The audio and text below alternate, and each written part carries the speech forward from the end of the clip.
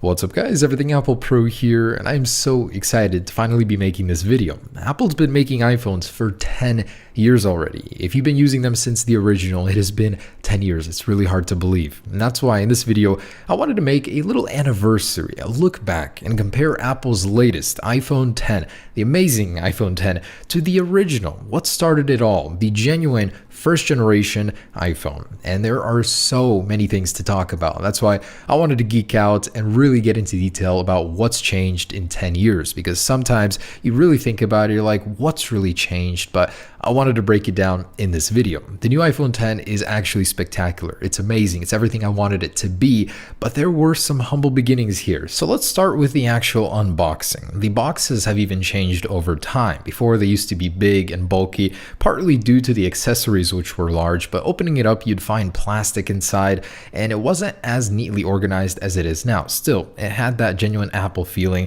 and hey, I even have the original stickers here with my packaging. These are getting harder and harder to find, so if you have old iPhone packaging, definitely don't be throwing it away. But nowadays, you're not going to find this kind of plastic inside. Apple's all about composting, all paper material, stuff like that. And by the way, this iPhone on iOS 1.1.1 actually matches the cover. It's not often it does.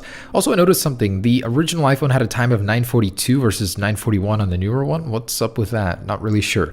So that's the original iPhone packaging. The new one, I'm sure you're all familiar with. There's probably a million videos out on YouTube, but it is still a special experience opening it up. Everything is packaged so neatly. It gives you a little sneak peek at that Apple ecosystem. It starts at the box and moves on from there. So I would definitely argue that these things haven't changed much. Yes, the iPhone 10 has become flatter, thinner, larger, but the overall design, the shape, the side curvature, everything is the same. And I love that the iPhone 10 has returned to its original form where you can almost use it with one hand. The original iPhone was so tiny you could definitely reach anywhere on that display with one finger, but overall I'd say both are very comfortable devices. The iPhone 10 is certainly true to its nature, being very comfortable and a slippery, sleek design, much like the original iPhone. At the time, most phones had keyboards and pop-out, fold-out features. It was so different than the competition. It's also kind of a cool coincidence that the original iPhone does have a sleek stainless steel border on the front of the phone. At the time, it matched Apple's aesthetics, but it's cool that the iPhone 10 also has a stainless steel border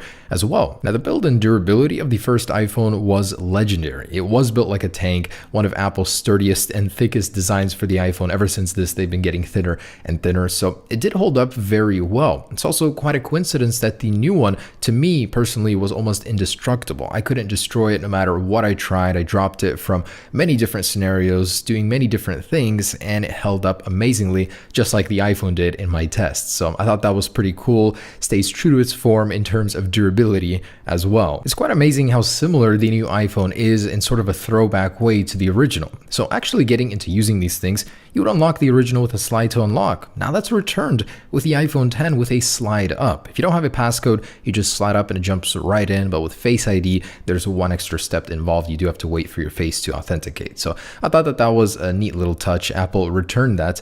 And it gets even better. Since this is a 10th anniversary iPhone, Apple did include the original wallpaper, but an improved version of it, of the Earth wallpaper. I thought that was cool. Also, there are 19 wallpapers on the first iPhone and on the new one, exactly 19. Now, the power buttons on both of these are incredibly comfortable to use. Apple made the new one on the iPhone 10 longer, easier to press, and the first one was just on the top, so it was pretty comfy. Passcode situation on the original was pretty dire, just a 4-digit passcode. On the new one, you had Face ID. So definitely a huge difference in terms of security. Now, ever since the first iPhone, the distinguishing feature of an iPhone was the home button. That's been removed on the iPhone 10. I guess replaced by the top notch. You can instantly identify it's an iPhone 10 by that, but it's a bit interesting life without a home button. The gestures, I gotta say, are amazing. They have made transitioning from a home button state to a no home button state so much easier. And I'd even say it's hard for me to go back to a home button after seeing how much easier it is to live with an iPhone 10. For example, the original iPhone, you kind of see how this is a flawed logic. You have to wait for the app to close, the animation to finish before you could switch, while on the iPhone 10, you can instantly switch between applications without having to wait at all. It's instant gratification in the flesh. I'd definitely say that the gestures make the iPhone 10 what it is. Without it, it definitely wouldn't be as enjoyable to use. So I'd also like to mention the displays. How could I not? This is the biggest, the most drastic difference between the two. Where there used to be bezel, a bottom bar, there is nothing now, just pure screen, organic LED goodiness. The difference between the TFT LCD display on the iPhone versus the organic LED wraparound display is mind-boggling. The size of it, the scope of it, it's edge to edge, the color, the clarity, the viewing angles, the resolution bump, the sharpness, it is insane how different it is. Also, the display seems to sit on top of the glass. It's not below it, sunken inside of it. The iPhone had many layers in between the actual panel and the top layer. Also, if you look at it from an angle, it's like you can't even see your display anymore. I guess sort of a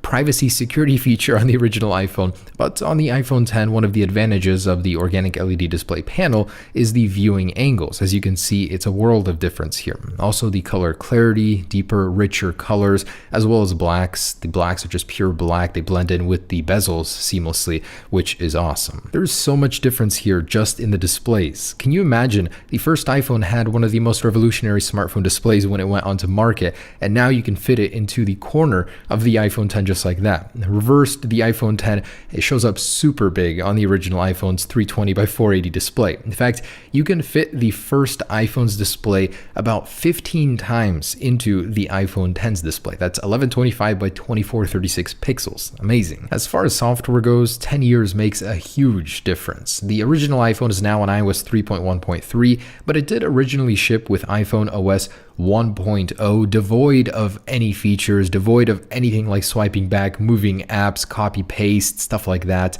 You couldn't even take a screenshot. The calculator, though, was superior. It didn't get that issue where quickly typing in 1 plus 2 plus 3 gave you a wrong answer. Eventually, on iOS 3.1.3, it did get a lot of the features like copy and paste, which a lot of Android competitors at the time already had, but it was good to have on iOS, and screenshots finally came around. Now on iOS 11.0, it is so much better. Living with this firmware is better. Yes, it's buggy, so much buggier than the original, but it's faster, it's fluid, and it only gets better as Apple adds more and more features. It's so awesome to follow up on the updates in general. So in terms of actual raw power, there also is a huge difference here. A Samsung made chip that was 0.4 gigahertz that could handle stuff like this. I mean, it is so terrible.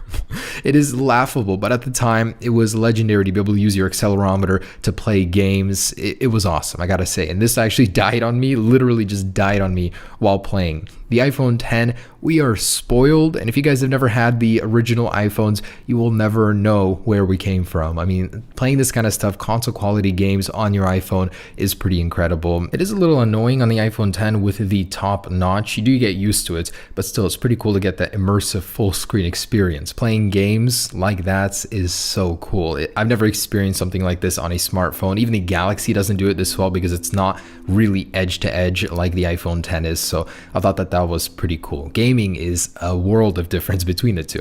So getting into the more basic stuff like power and charging, the original iPhone was charged with a cable that wasn't even reversible. You had to put it in the right way, otherwise it wouldn't go in or it felt like it was breaking. Now we have this fancy wireless charging on the iPhone X that has made my life so much more convenient. Actual battery power between the two, the first iPhone didn't even last a day. Many people had to charge it twice throughout the day. Now my iPhone X comfortably lasts an entire day and more if I really start to conserve. And comparing actual cameras is very fun. Back in the day when the iPhone just had a camera, that's it. It had a camera. That was the only spec it needed. No autofocus, no flash, no video, just a 2 megapixel camera. Actually comparing these images is pretty mind-blowing, seeing the difference between them. Although the original isn't too bad, it just seems super foggy. Like there is a film of fog over every picture you take. There's no detail, color, or life in any of the photos you take. Now on the iPhone X, it's perfectly suited to take a great picture every single time. All of these settings are automatically adjusted on the fly. Even selfies are possible now without front-facing camera. You don't have to reverse your phone every single time. It's just amazing how far we've come in the camera game alone, and I think Apple is pretty close to being on top with their cameras.